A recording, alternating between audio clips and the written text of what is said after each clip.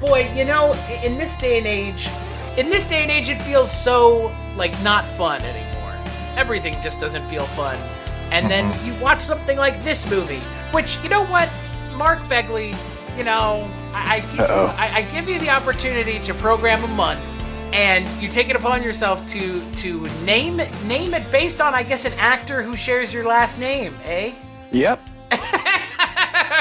Well, you succeeded at the assignment. Maybe I should change and make them all Mike White movies next month. Right? Yeah. You've got a couple of choices, don't you, for Mike White's? Yeah, at least one. School of Rock 3 times, 4 times, 5 times. No, Nacho Libre, dude. Oh, right. Oh, sorry. Yeah. But so on this episode of the Culture Cast, we're kicking off Begleyuary. Let's call it Begleyuary. Begley. It was Begleyuary. How's that? Begley on Begley action is what I was hoping for. Oh, hot Begley on Begley of the action. Yes. So I am joined by the one and only Mr. Mark Begley of the Wake Up Heavy podcast, and the man who, he has next month, Mike White March, coming soon to a podcast near you, the host of the Projection Booth podcast, Mike White. Begley on Begley action. Yeah. You can handle this, Begley. Too hot for TV. It's very hot stuff. It's boy, isn't it? And speaking of hot stuff, we're talking about a film that does star Ed Begley Jr., but Ed Begley's not the main character, and his character's name is real. I'm just glad they didn't. Transylvania 65000 wasn't on this list, Mike. Let's just take one more opportunity to throw shade on that shit. Part of the inspiration was least amount of minutes in a movie for an actor. Yeah. Oh, boy. Yeah. 5-2 in this movie. Jeez, if a full minute.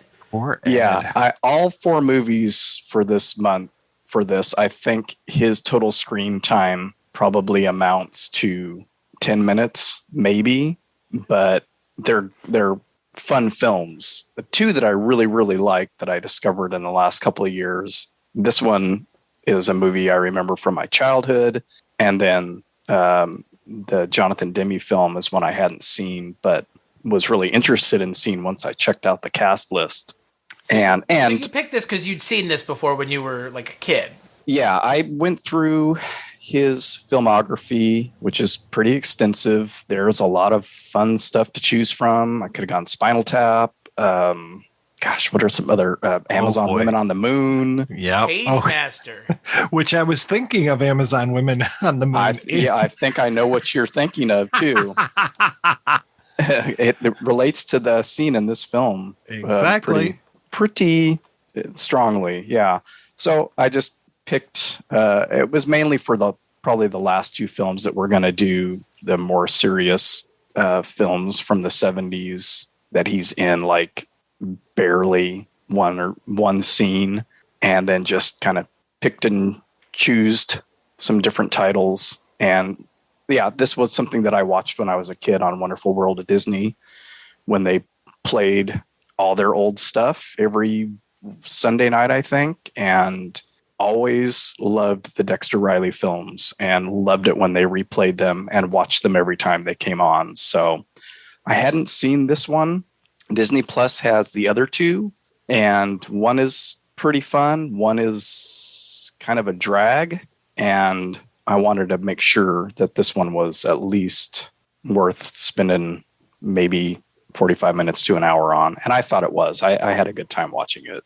Oh, are they diminishing returns as far as, is it Computer Wore Tennis Shoes is good and Strongest Man in the World is not that good? Or yeah, I think because when we first got Disney Plus, one of the reasons I wanted to get Disney Plus was for these types of movies and a lot of the other live action films that I remember watching on Wonderful World of Disney, and was disappointed that they weren't all on there. And I don't know if they have plans to release them all. Yeah, we were complaining that on the North Avenue Regulars episode. Right. Yeah, like, and that was another reason. That was another reason to kind of do this. Listening to that episode, I was like, well, they're talking a lot about the same kind of of stuff here, and Mike's getting an earful on these films and some of the other ones from that time period. And it's sort of a level. The first two movies are both fairly enjoyable, and then Strongest Man in the World takes a big dive, and that's mainly because Kurt Russell is barely in it. Ooh. And I remember reading that when we signed up for Disney Plus, and when I was looking at some of those live action films to watch, and I think he was starting to age out of it and do some other stuff, and he wasn't as available as he was. And it's pretty much all Joe Flynn in that one. He ends up being the star, and there's a little bit too much of Joe Flynn in this one at a certain point, which is what makes the movie drag in the middle. That's a nice way of putting it. So Joe Flynn, a pretty entertaining guy. He is pretty funny. Yes, but like you just said, there could be too much of that kind of thing. I wish I could do a really good impersonation of him because he's got such a distinct voice.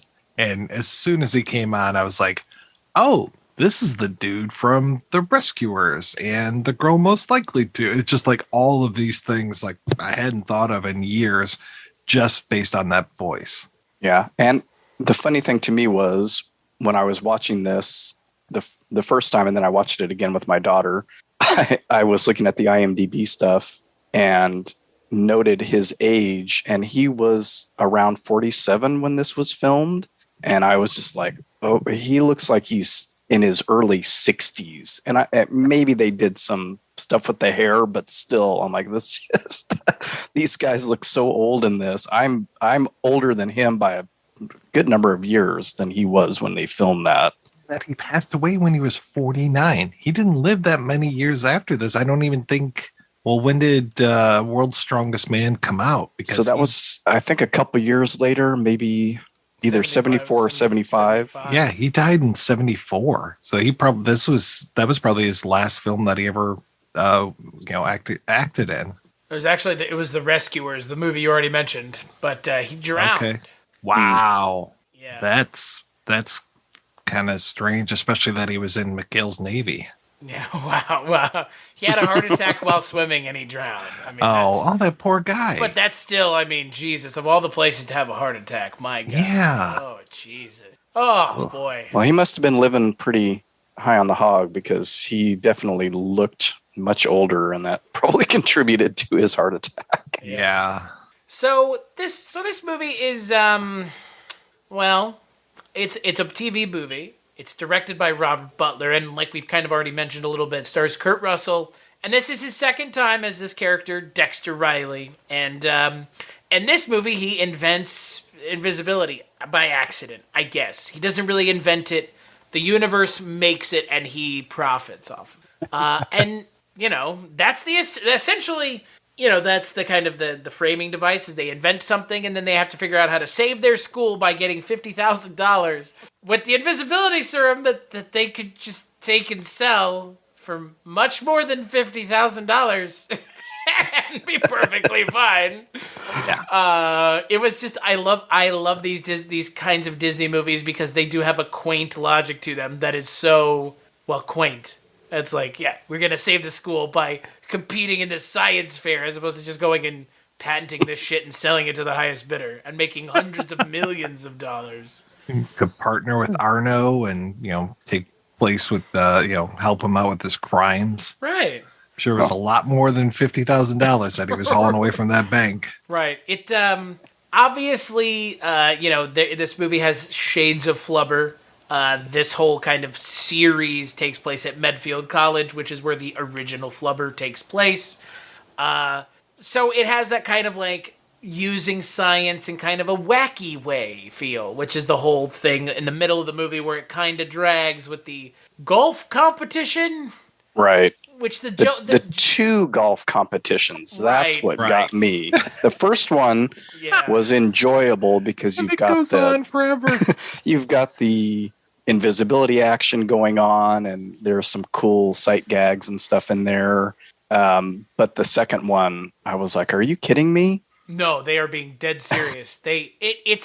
it drags on for like what feels like 15 minutes. I don't know if it actually is 15 minutes, but I mean, at one point I was just thinking to myself, like, it was funny the first time, I guess, but at this point, like, you have taken the, you know, like beating a horse to death. At this point, the horse is being turned into dog food. Like, you've got to stop at some point, because this is kind of the moment where the joke has gone too far, when you've devoted a good half of your second act to it. It's like, Jesus Christ. You have Kurt Russell in this movie. Just put him on screen doing anything, literally anything. Yeah, it's a head scratcher. Just to back up a little bit, this actually wasn't a made-for-TV movie, though it was shown on Wonderful World of Disney. They actually showed these things theatrically when they came out. Yeah. Oh, okay. Wow. Yeah. But it feels like one, and that director was mainly, from television. Right. And Jesus. Okay. It's got that kind of flat Disney-fied. Yeah, I was going to say, can you fault me for thinking it's a TV movie? No. That whole second act feels like it's just spinning its wheels, like just literally. Yeah, boy. Well, and then you couple that with like a really cool third act. Like, genuinely, it's an impressive third act. Any way you cut it, shades of the Wizard of Speed and Time, even. I saw a little bit of the Mike Jitlov thing going on here. I saw a little, and some of the effects that they were doing were a little Mike Jitlov-esque adjacent, but it's so strange how the second act kind of just takes the pace of the movie and puts it firmly at a halt. Just stops the movie in its tracks. I don't mind it. I kind of like it. And I kind of like that he's getting his comeuppance, since he's so full of himself that he thinks he's such a great golfer. In those freaking pants, and when he starts to show the real golf pros how he hits the ball, I enjoyed it. Yeah, but that's like in the first 2 minutes of that scene. Yeah, I don't know. That's it the issue. Go it just goes. I think it was have one or the other, but not both. I think is kind of my. Two right on top of each other. It's like the same day or the very next day or something like that. That was, I think, the more surprising part was that we're so impressed by your golf prowess that we're going to ship you off to this tournament where only 2 other people are playing and they're both pros. And it was an interesting plot device, which didn't serve a whole lot of purpose for the movie other than they still have the same problem. He doesn't win the 100,000 or whatever it was for the golf tournament, so they're in the same boat that they were before. It just seems like an odd writing choice to have those 2 right next to each other. But like I said, the first golf scene is fun because you get some of those simple in-camera effects that sort of flummoxed me. A lot of them, like how are they doing that? And even before that, and that was one of the things that I thought, if this is really super cheesy and the effects are just awful, this might be just a mess to talk about. But I was seriously, and maybe you guys have an answer for this, seriously flummoxed by a couple of them. And early on, when they're breaking into AJ Arno, the baddie of the films, I think in all 3 of the Dexter Riley films, played by Cesar Romero, he's always up to something, and they break into his office building, and Skyler and Dexter Riley have both been sprayed with the invisibility spray, but Skyler walks through water, so his shoes reappear. And that little walking bit with his feet kind of going like that, it was obviously not green screen, but I was like, how are they doing that? Because usually when it's strings in a movie, like you think of the old scary movies where they're floating stuff on string, it's kind of like, where, you can tell it's strings. But it had do some of that here. It had for which they do.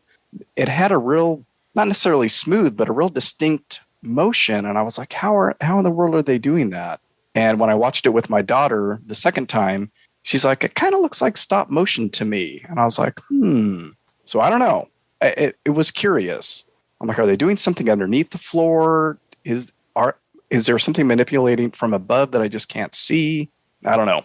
But that kept me kind of interested in the film itself as far as the special effects goes, because the invisibility stuff, for the most part, is pretty bad. Pretty what, Mark? Oh, my fingers are gone. Right. Yeah. They just put a piece of green, instead of like masking or putting on an actual a headpiece that's green. It's like they just put a piece of green in front of their face, so everything's cut off. Oh yeah.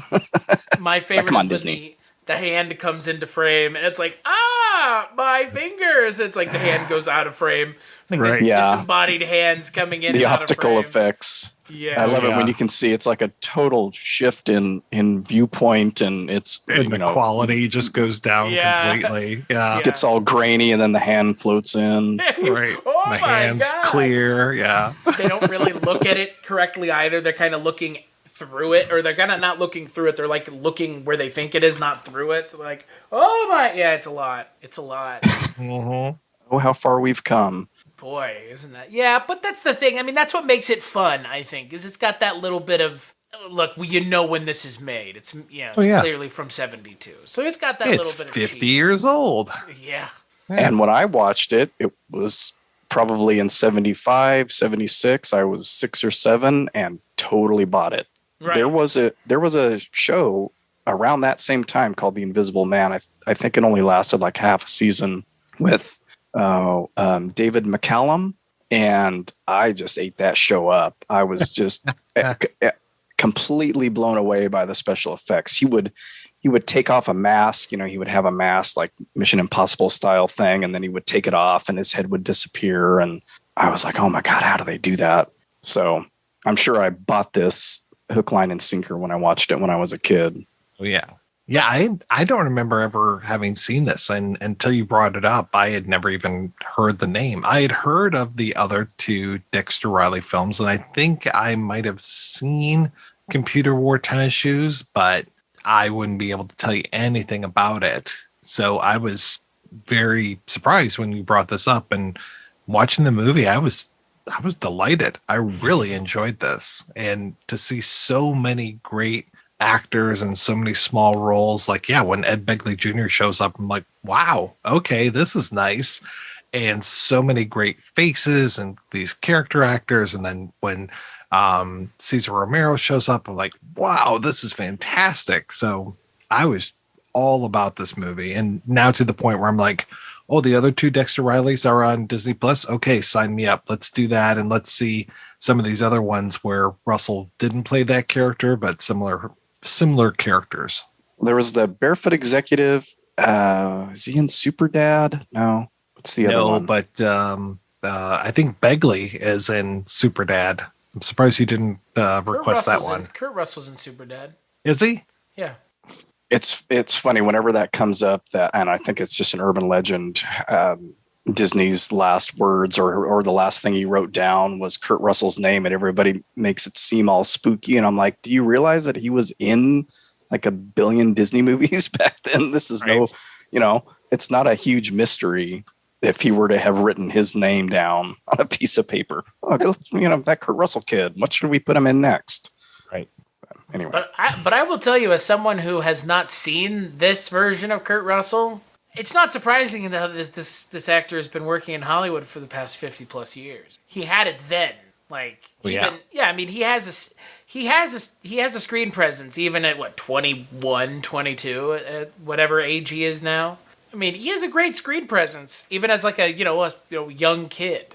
So it's I think a lot of people always forget that Kurt Russell did a lot more than just everything John Carpenter, I guess, for a while. There's more to Kurt Russell than just Snake Plissken, I guess, is more what I'm getting at. Or McCready from The Thing. Of course, I'm thinking of Snake Plissken when he's got his half glasses and stuff, and he's covering his eye, and I'm just like, oh, the origins of Snake Plissken. We're only a couple years away, folks. Yep, you gotta lose that eye there, kid. A couple years down the road, he was, in that Elvis movie, which almost became the pick if this was a dud. And, and that started that whole thing. So... yeah, that's another one of the effects that I really enjoyed. There were just nice little touches where it felt like some thought was put into things. When he first discovers that, or is discovering that the solution works now, and drops things into that bowl, which inexplicably doesn't disappear. Drops his glasses in. And I told my daughter, I'm like, pay attention to this when he puts his glasses on. So he does that kind of like, oh, I got to, go around my ear, and a little piece of his hair moved. Like he was actually putting the frames on. And I was like, that's a nice touch. That's the kind of stuff that later on they didn't really concern themselves with too much. But you get that through the film. And towards the end, especially with the car crashes and racing and stuff, there's a lot of neat, simple effects that are, I think, quite effective. Well, they went through every single backlot gag in the final act of the movie. Here's a pane of glass. Here's a stop. Here's the long-armed goon thing. Here's the what's the other thing? The ladder. I mean, they have like the every ladder, gag. the glass. Every gag. Yeah, it's funny. I mean, it works.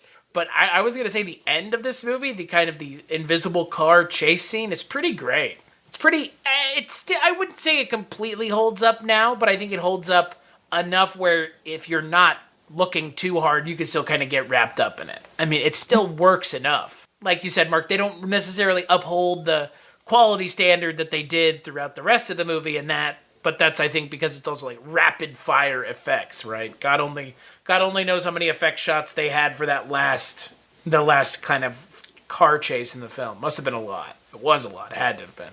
You get multiple fences being crashed through, a barn being crashed through. I just liked trying to be uncynical about it and going, oh, that was pretty effective. I'm seeing smoke along the road where this invisible car is supposed to be, or dust, not smoke.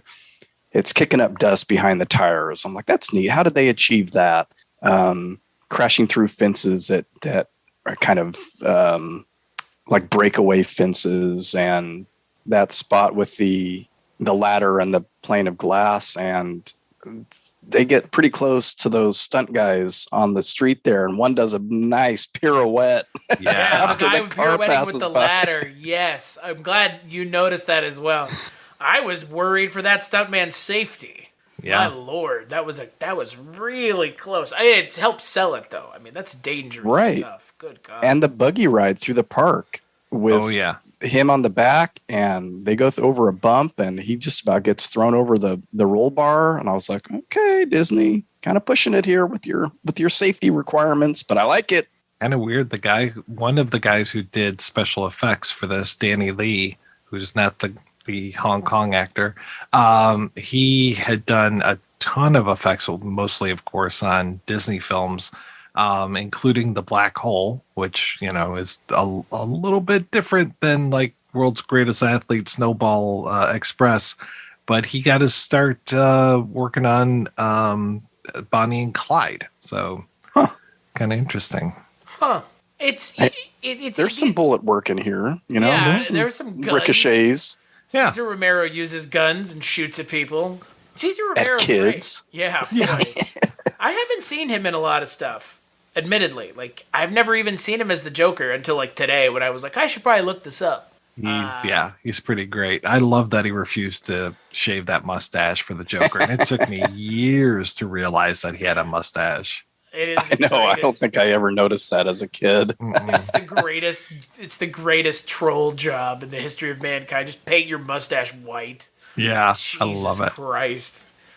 What's funny is if you see like a Funko Pop of his Joker, it has like the textured mustache painted white. It's like even there, great. We need to make sure Cesar Romero's like glorious mustache is taken care of. He's great. He brings like a level of class to this. To this movie. Not that it needs it, with Kurt Russell and a ton of character actors. So yeah, including our friend William Wyndham, who we just talked about on The Shabby Detective. That's right. Yep, I love it when he shows up. Every time he shows up, I'm like, Cleo, it's Doc. He's so Murder good. She Wrote. So because we watch that almost every night before we go to sleep. Another Lincoln Levinson connection there. Nice. And who else pops up? Jim Backus for a little bit. Yeah. Mike Evans, who was one of the Lionels on. Oh, yeah. That was so great when he showed up. I was like, oh, is that Lionel? Yeah. And then Kurt's dad is in these. He's one of Arno's henchmen. Larry Gelman. Frank Welker, but, rarely gets to be Welker. in front of it. I was looking for him. and Edward Andrews. Edward Andrews. Grandpa from 16 Candles. Yeah. As soon as she showed up, I was like, okay, now we're getting serious. And then that old guy, really old man. Oh, what's his name? I wrote it down somewhere. Burt Mustin. He's just been in everything. He's in tons of Disney movies, but he's just one of the crowd in that first golf scene. I think he might be the guy that gets hit by the ball in the back, or he's near there. Oh God! And he was. I remember him from Andy Griffith, and probably all these Disney movies when I watched them when I was a kid and stuff. And that guy's. Stunt. Who was Cesar Romero's number 2? Because that guy looked really familiar. His nephew, Richard Bacalian.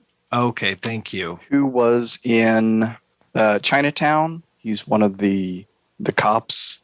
Okay, I forget the main guy's name. He was in Robin and the Seven Hoods. Jake Gittes? Robbo's Hood number 1.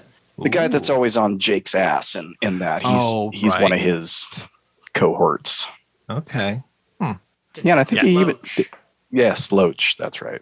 He did some voice work, I think, on a couple of Disney movies as well. And he's in all these, in all the Dexter Riley ones, I believe, because Cesar Romero's in all of them, always trying to get whatever it is that they've discovered or stumbled upon. And there is a through line in a lot of them where it's usually accidental that the great creation is made and computer wore tennis shoes. And in this one, it's because of lightning striking. I don't recall if it's the same. I was going to watch Strongest Man in the World again, and I just couldn't bring myself to do it. But, and that one takes, like I say, the same course where in the middle of the film, it becomes the Joe Flynn show, and we get multiple scenes of him after he's eaten this cereal that's been tainted with the strength solution. And it wears after a while. He is great, but it becomes kind of pratfall-y slapstick comedy of errors type stuff, which can be grating for me. Well, I was gonna say, with these 3 movies, the characters there are just finding these things by accident, which makes it. I guess is that more interesting? Is that less interesting? Because, there's part of it that's does Kurt Russell's character really matter, right? I don't know. It's such an interesting narrative device. Does it help the narrative or does it hurt the narrative to have it be like a accident every time? Also, why does the school have a hard time getting funding? They're fucking inventing all this shit, out of the blue.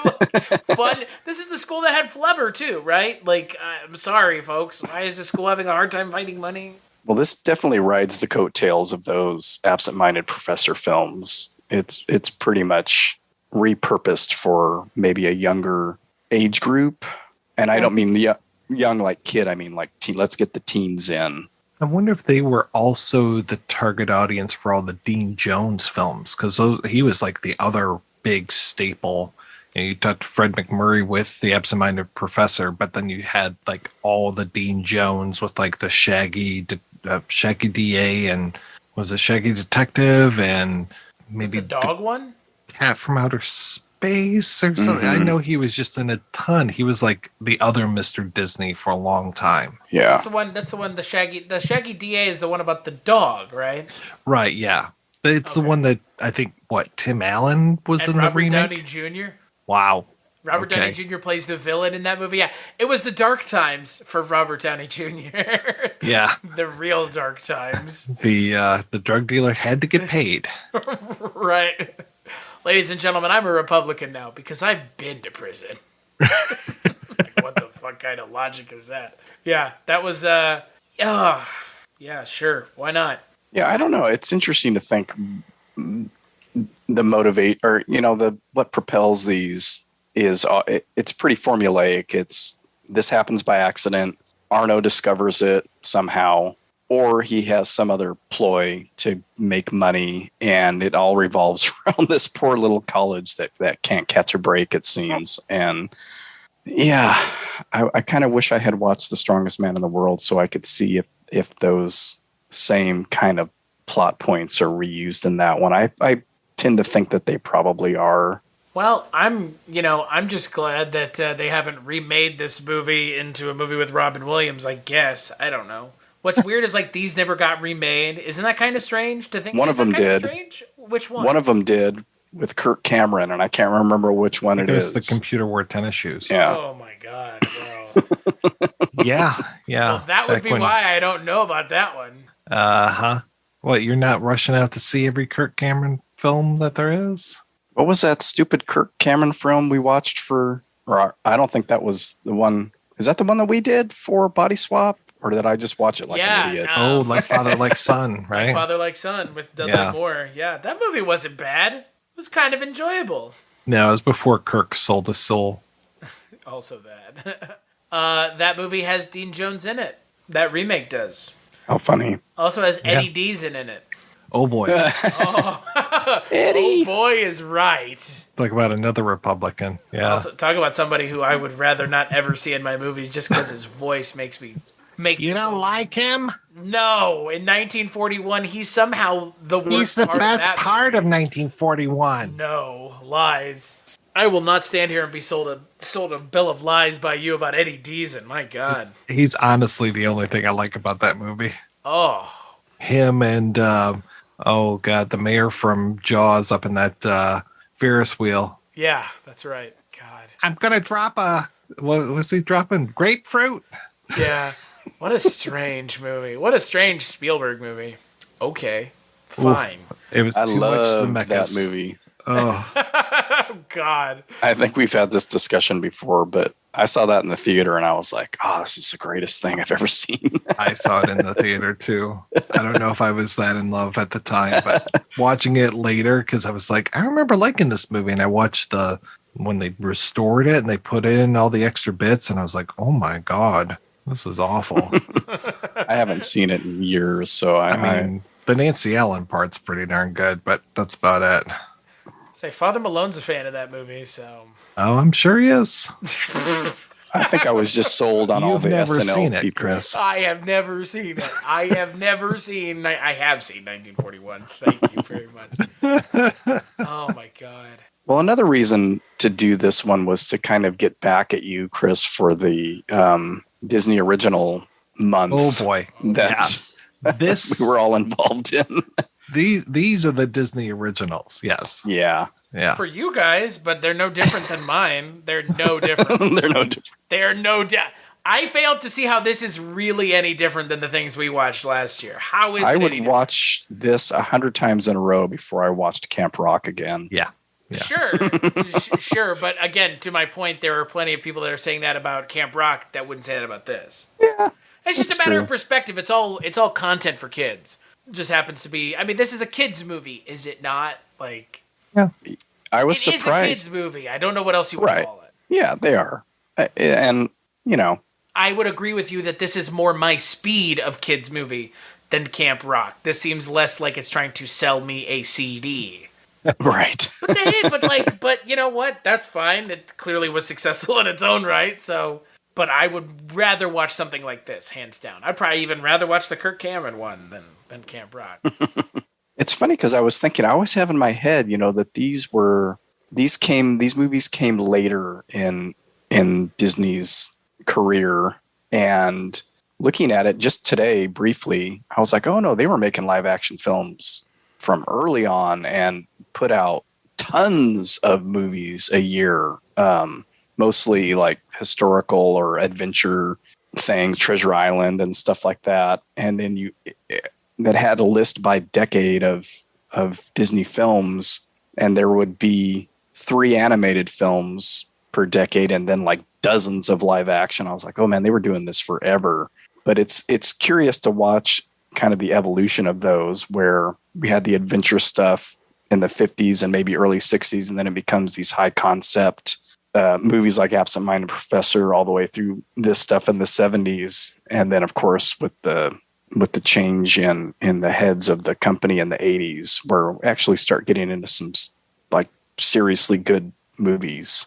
But they've been cranking out live action for years. And I just thought it was like, well, let's do this in between animations since those take so long. Let's just throw this stuff together. We'll use our studio lot and buildings in, all Medfield College is the animation studio buildings, and they probably use some other backlots of Paramount or somebody. And not to say that they're just all cheap money grabs, but it feels like that's a part of a lot of these, the ones that, like probably Strongest Man in the World, where they weren't so caring about the story, and Kurt Russell wasn't available, so let's just do this as cheap as possible and get it in the theater.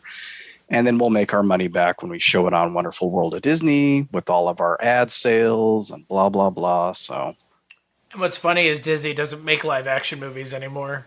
Like, well, let me rephrase that. They do. They just don't make them as Disney movies. They make them as Marvel and Star Wars movies. I mean, wasn't there like this whole moratorium from Disney a couple years ago where they were like, we're not making live action anymore?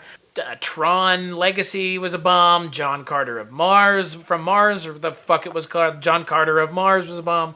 Was that whole thing? They ended up just calling it John Carter, right? But and then that horrible George Clooney one. What was it? Tomorrowland or Futureland or whatever. Tomorrowland. That was bad. They were like, we're done. I'm not making this up, right? They were like, we're not making live action for a while because they like tabled the Tron 3, which is just now being finally made. Oh boy, really? They're doing that? Yeah. Oh, I want man, a third Tron movie, but I don't want a Jared bad. Leto Tron movie. Like, no, the second one was so bad, man. I mean, I love Jeff Bridges, but he was just the dude in The Matrix. Right. Which is exactly what his character was in Tron, don't you remember? No, that's what I'm saying. He was the dude in The Matrix. Yeah. It was like, wait, no, Flynn wasn't this character. Come on, Jeff, don't you remember? No, he's one with the Force now. Oh, wow. That was bad. I'm actually a little disappointed, Mark. You had the opportunity to make us watch The Shaggy Dog with Ed Begley Jr. as one of the leads, and you chose not to. Yeah, I don't have the stomach nostalgia connection so much with that one. It really was the Dexter Riley. The Dexter Riley movies really hit a chord with me when I was a kid. I don't know. I just remember always loving it when they would re-show them, and which they did pretty often. So I saw them at least a couple of times each back then, enough to remember specific scenes and things like that, even 40 years later, 50 years almost later. So the other stuff I don't recall so much. Escape to Witch Mountain and To Return From, and those I remember pretty strongly too, but it really was the Dexter Riley films. I don't know why. And I wouldn't have known anything about Ed Begley back then, so. Right. Don't know why you wouldn't. He makes such a memorable appearance in here. Right. Covered especially when he's wearing his glasses and his head's all wrapped up like a balloon. Yeah. His head is just too big for that. I love it. Yeah. He's great.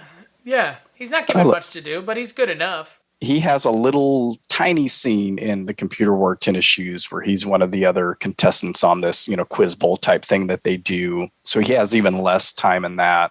But yeah, I mean, I guess at some point I discovered, there's a famous person out there with my last name, and it's not a common last name. I think when I was growing up, there was one other person in our town in the phone book with our last name. It increased as the years went on, but it's just, I mean, Chris, you would understand this. Mike, probably not so much, but when you don't see your name very often, whenever you do, it kind of tickles you a little bit. So yeah, I think St. Elsewhere is when I really was like, oh yeah, man.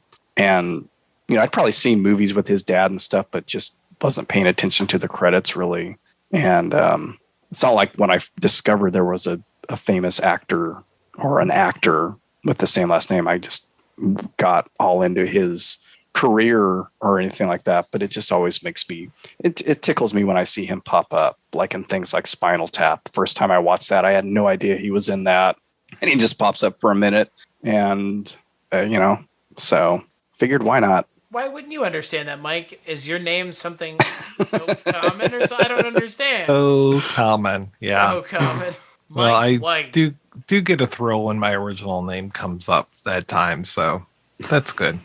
Well, you know what they say, just if you can parlay your name being misidentified for someone else for good, that's not a bad thing. Oh, you're that Mike White? All right. Love to talk to you. Wrong number. Yeah. So, Mike, would you skip or watch this movie? Oh, I would definitely watch it. Like I said, I want to watch these other Dexter Riley films now. Yeah. What about you, Mr. Begley? I'll watch it again. And I do plan on getting to Strongest Man in the World again. And I'd like to track down some of the other ones, like Barefoot Executive. And I'm pretty sure I watched that one. That's the one with the monkey, I think. I think you're right, yeah. And a couple of the other ones that I don't remember. I think I all thought he was the same character in them when I watched them as a kid. Because I was surprised that there were only 3 Dexter Riley films.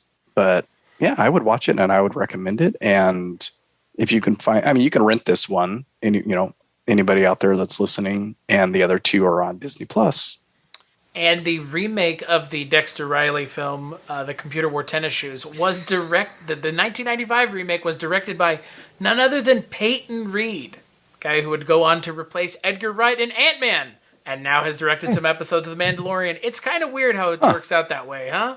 Yeah, that is weird. Good for him, because that's a long way to come from directing Kirk Cameron in a remake of a Kurt Russell film from '69. Yeah. So that's you know, I liked this movie. I would be interested to see the other 2, obviously tempering my expectations with the third one.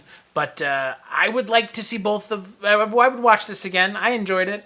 And I would like to see the first one. And again, I like Kurt Russell, so this is not much of a hard sell.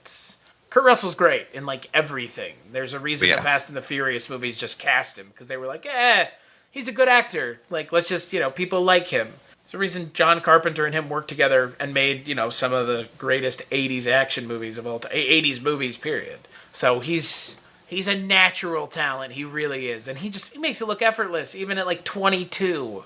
Jesus Christ, I wish I did anything this well. Like, as well as just to him, just acting, just being a natural, just charismatic talent. So, it's always funny to see him in this, because if you're someone my age, you kind of tend to forget that he had this kind of whole other early 20s, or late teens career. So, but yeah, this was a good one. I had never seen him, Mark, but this was one of the things where I always wanted to. So, yeah, it's always I think he was in one of your Elvis movies that you did for Elvis Month. I may be mistaken, though. I forget which one he was in. I don't think it's one of the ones we did, but I know he's in one of them. Yeah, which is just kind of makes me chuckle every time I see that little scene. Right. It's like, you're going to play him in a couple of decades, or whatever. I was probably 15 years or something. Was it It Happened at the World's Fair? Yeah, I think so. Is it that one? Yeah, I'm not really sure. So I've seen that clip a handful of times. It's been a while since he kicks him or something. Yeah. Kicks him in the shin or something like that. It Happened at the World Fair. Boy kicking Mike, uncredited cameo. Mike, he's named Mike again. Wasn't he named Mike in that Acapulco one we watched? Yeah. And then Kurt Russell would go on to play Mike in Death Proof. Yeah, Stuntman Mike. Yeah. Yeah. I managed to pull that out of the air. I wasn't looking at IMDb. I'm so proud of myself. I would have never remembered that. Stuntman Mike. No, I'm talking about It Happened at the World's Fair. Oh, yeah, that's good. Yeah, I'm impressed by that one. That's a good one. I would have had no idea what that was either. Yeah. Actually, Kurt Russell played Elvis twice. Apparently, Kurt Russell did the voice for Elvis in Forrest Gump as well. Oh, that's right. Yeah. Yeah. And then he played Elvis again, Elvis impersonator in 3,000 Miles to Graceland. Right. That's right. God. At least that was a decent impersonation of Elvis, as opposed to whoever it was that did John Lennon's voice in Forrest Gump. Oh, yeah. It's easy if you try, Dick. Like, what? I'm Australian. Right. Very confusing. What the fuck just happened? But, again, I love Kurt Russell. I think we all do. I think if you're a fan of movies, you're probably a fan of Kurt Russell. So check it out. And check it out for Ed Begley for 2 whole minutes. He gets some good lines in there, and he's got his nerdy glasses on. I always thought that his lisp, or that mouth thing, I always thought that was a more recent deal, but he's had that forever. I realized as I was watching this, I'm like, I never noticed that. In all those years I watched St. Elsewhere, never noticed that little mouth deal. With his foppish hair. Yeah, man, he's got a great head of hair. Yeah. Oh, yeah. Yeah. I think he still does. Yeah. Lucky bastard. Yeah. Some people get to keep that shit. Curses. On that I guess I'm from a different line of the family. I apparently didn't get to keep mine. So Ed Begley Sr. Yeah. Yes, exactly. You know how those people are. Yeah. They're the other side, the side we don't talk about. Yeah. So, on that note, let's take a break and we'll play a preview for next week's episode. What you are about to see is illegal in 47 states. The black chicken. I'll take 25 to 30. I'll take it. You're on. I'll lay 25 to 30. 25 30 on the red. I'll lay 30 to 20. 25 30 there. Anybody got it? Oh, you got it. 50 to 30. On the black. I got the black crystal. You want to know something, boy? I am the finest trainer and conditioner in the whole world. All right, let's go. Cockfighting, the dirtiest sport in the world. Get ready. Hit. Now watch your face. No pity, no love, nothing. Oh, wow. Hey, listen, Mr. Mansfield, I'm sorry. You know, I didn't bring no cash with me. I was so sure I was going to win and everything. But listen, I got some money at home. I got a lot of it. I'm going to bring it back as soon as I get home.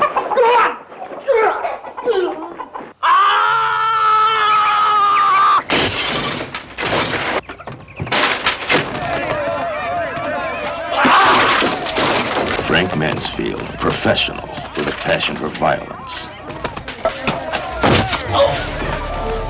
I want to get married and have children.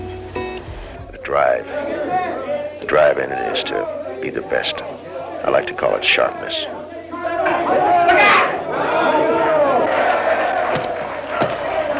Not since the hustler has the violent underbelly of the gambling world been so nakedly exposed.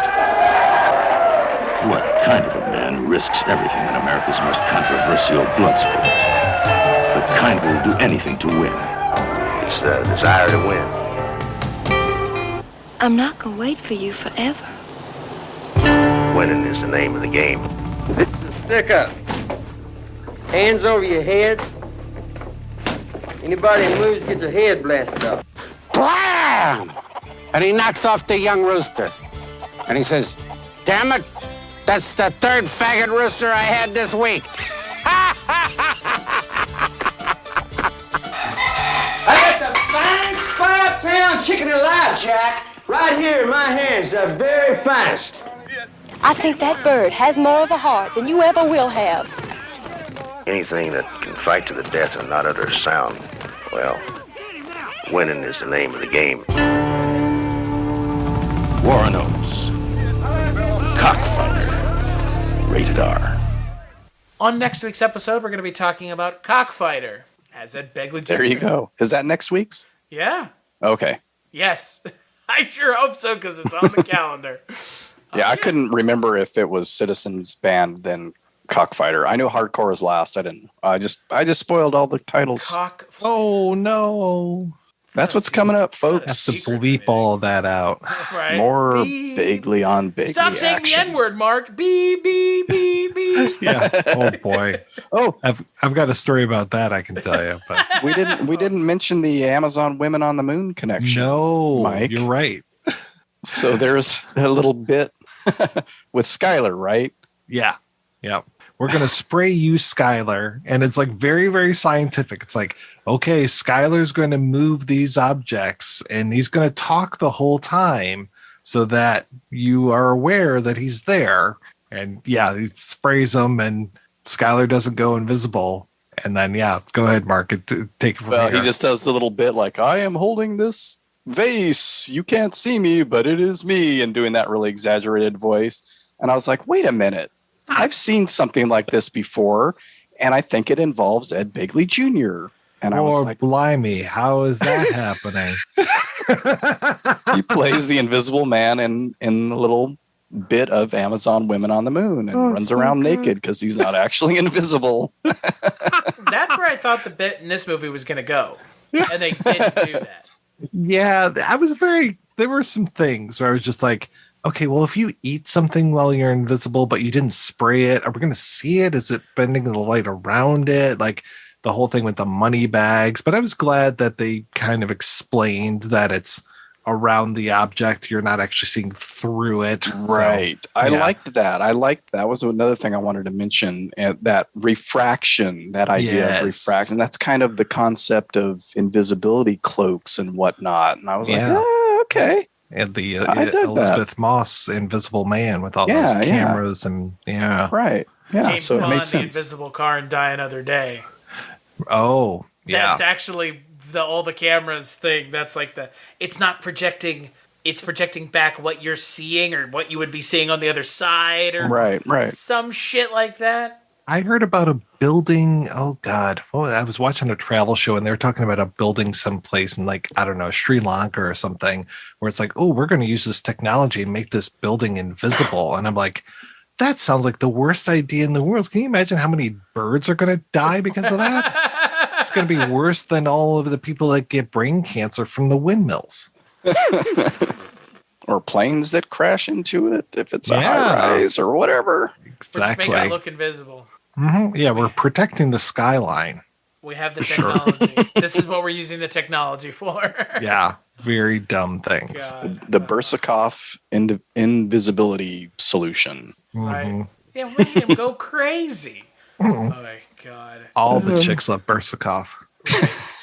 So Mr. It was fun though. All those little things. I was just gonna say when he was dipping the stuff in there, I liked how it disappeared into the solution, and it was, that kind of stuff just tickled me. I like when he tapped his glasses against the bowl, and you heard the noise.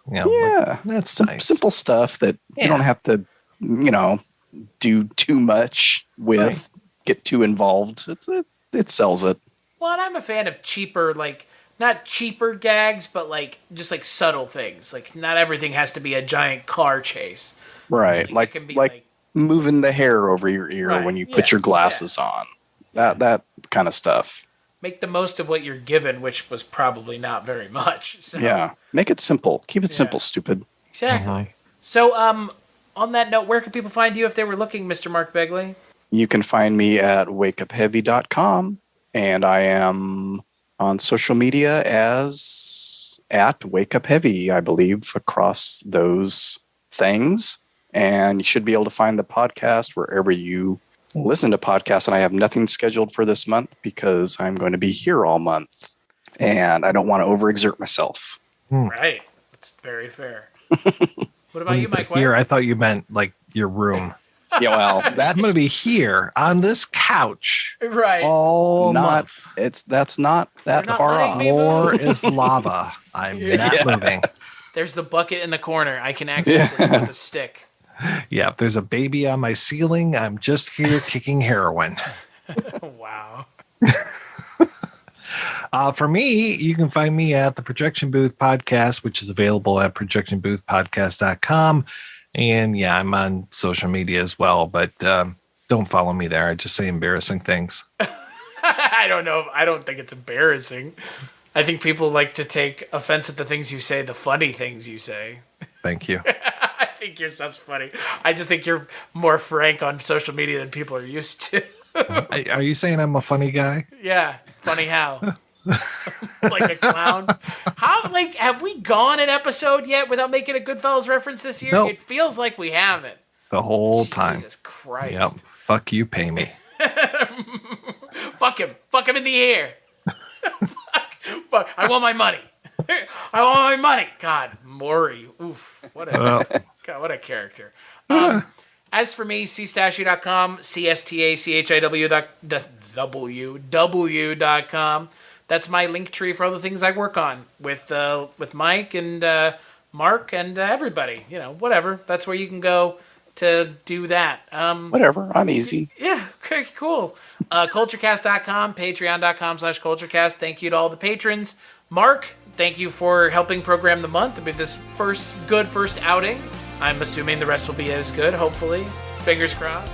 They're better films, objectively speaking.